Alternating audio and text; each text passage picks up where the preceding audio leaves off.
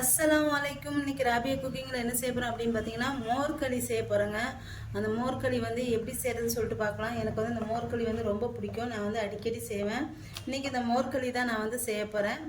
இது எப்படி செய்யுதுன்னு பார்க்கலாம். நான் வந்து ஒரு 200 கிராம் தயிர் எடுத்திருக்கேன். இந்த தயிரை வந்து நல்லா மிக்சியில் அடிச்சுக்கணும். இல்லைன்னா திரியாக இருக்கும். அதனால் நல்லா மிக்சியில் அடிச்சுக்கணும். இதை வந்து நான் வந்து நல்லா மிக்சியில் அடித்து எடுத்து வச்சுக்கிட்டேன். இப்போ இதில் தண்ணி ஊற்றிக்கிறேன். தண்ணி நல்லா ஊற்றிக்கணும். இப்போ மாவு வந்து ஒரு சின்ன கப்புக்கு ஒரு 2 கப்பு நான் வந்து சேர்த்துக்கிறேன். மாவு வந்து சின்ன கப்புக்கு 1 கப்பு வந்து சேர்த்துக்கிறேன். அதாவது 150 கிராம் மாவு. 200 கிராம் நான் வந்து தயிர் எடுத்திருக்கேன். 150 கிராம் மாவு எடுத்துக்கணும். இப்போ இதை மாவு எடுத்துடலாம். மாவு எடுத்துட்டு இதில் கொஞ்சம் கொஞ்சமாக போட்டு நல்லா கரைச்சிக்கணும். கட்டிலாம் நல்லா கரைச்சிக்கோங்க.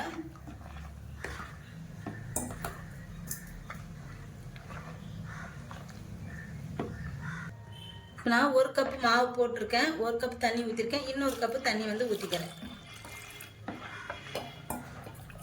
இப்போ இதில் தேவையான அளவு உப்பு வந்து சேர்த்துக்கலாம்.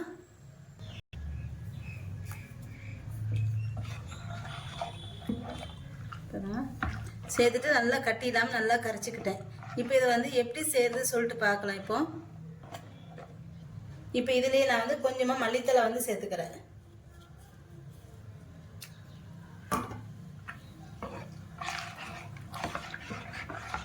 நான் வந்து ஒரு அடிகனமான பாத்திரம் வந்து எடுத்திருக்கேன். இப்போ இதை நல்லா காஞ்சதுக்கப்புறம் இதில் எண்ணெய் ஊற்றிக்கலாம். இதில் நல்லெண்ணெய் இருந்துச்சுன்னா ஒரு 3 ஸ்பூன் நல்லெண்ணெய் ஊற்றிக்கோங்க. நல்லெண்ணெய் ஊற்றிட்டு இதில் நான் வந்து ஒரு அரை ஸ்பூன் கடலைப்பருப்பு வந்து சேர்த்துக்கிறேன். அடுத்து கொஞ்சம் கடுகு, உளுத்தம்பருப்பு, இதெல்லாம் நல்லா பொரியணும். அடுத்து வந்து இதில் ஒரு 1/4 ஸ்பூனு ஜீரகம்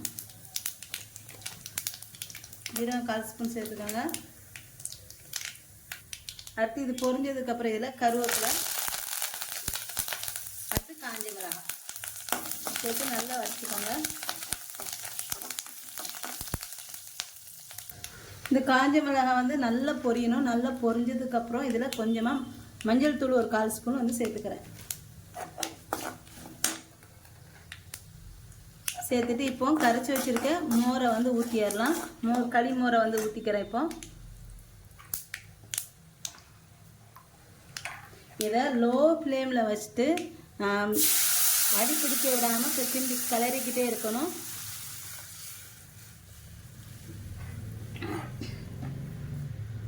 அடி பிடிக்க விட்டுறக்கூடாது. லோ ஃப்ளேமில் வச்சுட்டு நல்லா கிளறிக்கிட்டே இருங்க.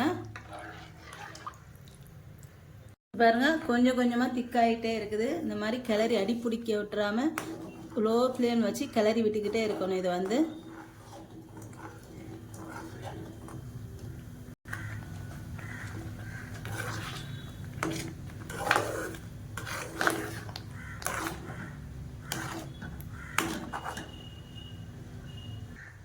பாருங்கள், களி வந்து ரெடி ஆயிடுச்சு. இந்த மாதிரி நல்லா ஒட்டாமல் வரணும். இந்த மாதிரி கிளறும் போது பாருங்கள், இங்கெல்லாம் ஒட்டலை பார்த்திங்கன்னா, இந்த மாதிரி வரணும்.